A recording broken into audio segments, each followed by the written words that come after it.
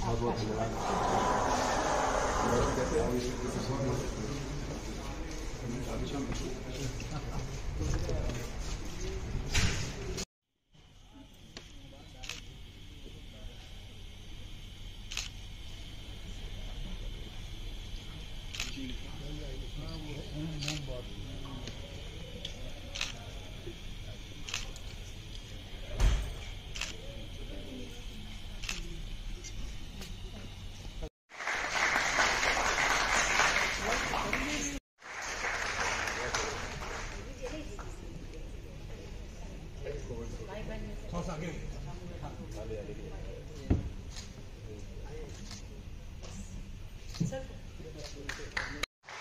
भैया आप माननीय मुख्य अतिथि को मैं भी आ जाती हूँ। अच्छा तो आ गया। हाँ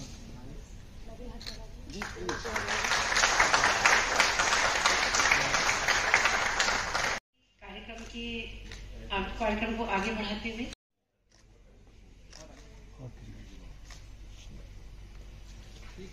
थैंक यू मैडम। आज डॉक्टर इंदु सुभाष जी आप हैं जो एक संस्था चलाती हैं बुजुर्गों के लिए गाइड करके संस्था है जो समाज में बड़ा प्रचलित हो गया है। ये नाम इसलिए प्रचलित है क्योंकि एक ऐसी बहुत ही गंभीर समस्या है हमारे समाज में जो इस 21वीं सदी में जन्म लिया है उसने। बुजुर्ग जो हमारे हैं उनको जो सम्मान मिलना चाहिए आज नहीं मिल पा रहा है। क्या वजह है मुख्य इसकी? इसमें जो सबसे ज्यादा वजह है जिसको मैं मानती हूँ वो है संस्कारों का अभाव। इस पर लोग ध्यान नहीं देते, ना ही जो जैसे हमारी पीढ़ी थी वो ईश्वर की 2 निगाहों से डरती थी और आज की तारीख में लोग सिर्फ सीसीटीवी को देख करके ही डरते हैं। और मुझे लगता है कि हमारे जो जनरेशन है यानी मेरी जनरेशन, मेरे से नीचे की 2 जनरेशन्स, उनको जरूर ये ध्यान देना चाहिए कि सावधान, आप ईश्वर की निगाह में हैं। जो आज आप करेंगे वो कल आपके साथ पलट के जरूर आएगा।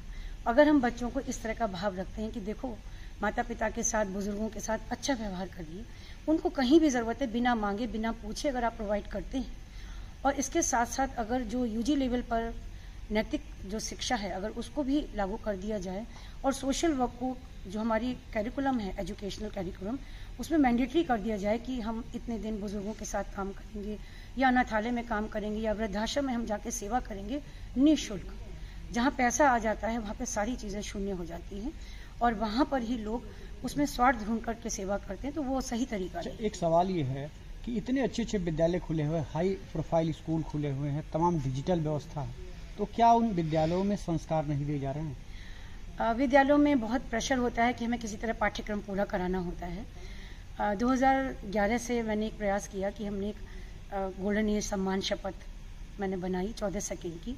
आप यकीन जानिए मैंने 3 लाख बच्चों, 3 से 3.5 लाख बच्चों को मॉर्निंग प्रेयर में जा करके उनको ये शपथ कराई, उनको ये बताया कि बुजुर्गों को आपसे पैसा नहीं चाहिए, बुजुर्ग कहीं पर किसी के सहायता के मोहताज नहीं हैं, हम उनके आशीर्वाद के मोहताज हैं और उनको उनका आशीर्वाद पाने के लिए हमें उनको समय और आदर देना पड़ेगा। और जो ये क्रम चला शपथ कार्यक्रम का, कुछ वीडियोस होंगी मैं आपको शेयर करूंगी कि बच्चे इतने खुश होते थे, छोटे छोटे नन्हे बच्चे, चाहे वो यूजी लेवल के भी हों, कि लगता था जैसे उनकी मन की बात हो गई आज। तो अगर हमारे जो डायरी होती है उसमें ईश्वर के प्रति तो हम शपथ दिलाते हैं, प्रेयर करते हैं, लोगों ने ईश्वर को नहीं देखा, बच्चों ने, उन्होंने माता पिता को, दादा दादी को देखा है। अगर हम ये दिखाते हैं कि देखो ईश्वर का तत्व इनमें विद्यमान है और इनके आशीर्वाद से ही आपको ईश्वर का आशीर्वाद मुकम्मल होता है, तो वो निश्चित रूप से धीमे धीमे 2-4 साल के प्रयास से बच्चों में वो भाव आता है कि we should respect the relations, we should respect the elders. और चलते फिरते भी उनके फ़ोन आते हैं मेरे पास कि आज यहाँ दादा दादी परेशान हैं, तो क्या आंटी आप उनकी हेल्प कर सकती हैं, आप हमारी मॉर्निंग प्रेयर में आई थी।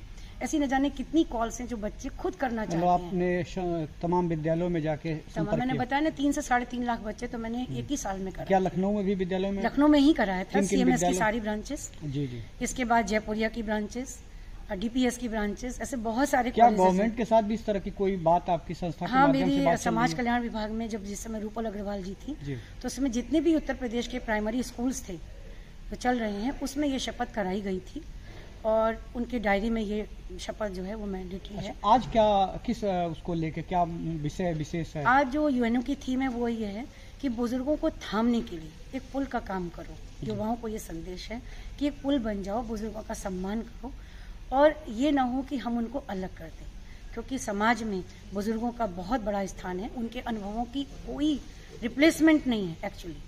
और युवा जो है या हमारी पीढ़ी जो है वो गलती करके काम करती है, और जो बुजुर्ग घर में हो तो इससे बड़ा गोल्डन जबकि युवाओं का भी कहना होता है कि यह जनरेशन गैप है, जो हमारी सोच है, जो हमारे बुजुर्ग की सोच है, जनरेशन ये गैप है। तो इसको कैसे फुलफिल किया जाए, कैसे उनको अवेयर किया जाए कि ये जनरेशन गैप है या कुछ और है? ये जनरेशन गैप तो नहीं है, विचारों का अंतर है एक्चुअली जी। आपने कितने ही परिवार देखे होंगे जहाँ दादा दादी पोता पोती सब इकट्ठे होकर रहते हैं, और बहुत से ऐसे परिवार हैं या इतनी सारी जगह हैं जहाँ पर लोग मिल के रहते हैं। लेकिन जो ये जनरेशन गैप के नाम पर बात चल रही है तो उसमें बुजुर्ग भी जिम्मेवार हैं कि वो कहीं ना कहीं बहुत रिजिड होते हैं। उनकी रिजिडनेस को कम करने के लिए हमारे काउंसलिंग सेशंस चलते रहते हैं। मतलब दोनों पक्षों से, जो दोनों लोगों सारे से बातचीत एजेस की करके काउंसलिंग बहुत ज्यादा जरूरी है। जब काउंसलिंग का अंत होता है तो दोनों ही आंखों में आंसू होते हैं। इवन हम भी रो रहे होते हैं कि ऐसा नहीं करना चाहिए, क्योंकि अगर हम रिश्तों का सम्मान करते हैं तो उसी से धीमे धीमे रिश्ते जुड़ जाते हैं। आज जो ये दिन है अंतर्राष्ट्रीय वृद्धजन दुर्व्यवहार जागरूकता दिवस, आज जो उन्होंने थीम दी है वो कपड़ों की दी है पर्पल, यानी आज आप बैंगनी रंग पहनिए और बुजुर्गों के प्रति सम्मान को व्यक्त करिए। तो ये छोटी सी एक प्रयास है हमारी संस्था का, गाइड समाज कल्याण संस्थान का, जिसमें गोल्डन एज क्लब के नाम से हम बुजुर्गों के लिए काम कर रहे हैं। Golden age toll free helpline number 1800-180-0060। तो क्या ये संस्था पूरे देश में काम कर रही है या उत्तर प्रदेश में? पूरे देश में काम कर रही है और निजी संसाधनों से संचालित है। हमने कहीं पर भी अभी किसी से इसकी हेल्प नहीं ली है। संस्था के जो सदस्य हैं और हमारे परिवार के जो सदस्य हैं, हम लोग मिलकर के ही इसको चला रहे हैं। मैं अपनी संस्था के सभी सदस्यों के प्रति आपके प्रतिष्ठित चैनल के माध्यम से धन्यवाद व्यक्त करती हूँ। आपको भी बहुत बहुत शुभकामना, बहुत बहुत धन्यवाद।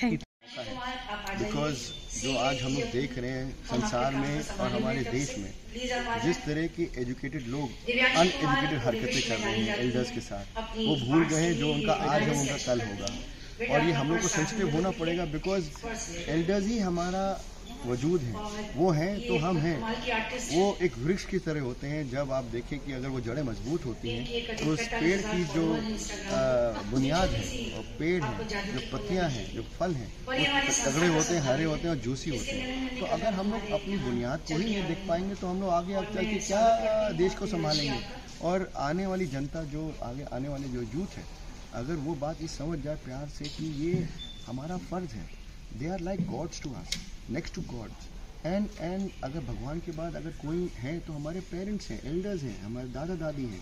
हम लोग को किसने अधिकार दिया है कि उनके साथ हम डिसरिस्पेक्ट करें, उनको डिमीन करें, उनको अकेला छोड़ दें, उनको घर के बाहर कर दें? वो इस एज मकाम पे हैं जहाँ साइंटिफिकली वो वीक हैं और हमें उनका सहारा देना है। और हमारा पूरा दायित्व बनता है as responsible citizens of this country that हम आगे आके लोगों को अवेयर करें और उनको सिखाएं कि ये गलत बात है। और जब administration, government, NGOs, students, media सब एक साथ आती हैं तो मुझे 100% यकीन है कि इसका एक अच्छा मैसेज जाएगा। Thank you. वो जो एक परवरिश होती है वो गायब होती जा रही है। ऐसा क्यों है कि हमको इस दिन को स्पेशली खास तौर पर लोगों को और बच्चों को समझाना पड़ रहा है? क्यों अपने बड़ों की जो इज्जत है वो अब नहीं करते? नाम बोल दीजिएगा अपना। मैं मुझे प्रसन्नता है कि गाइड संस्था वर्ल्ड एल्डरली अब्यूज डे का प्रचार प्रसार करने के लिए, लोगों में उसके प्रति ज्ञान बढ़ाने के लिए आज तो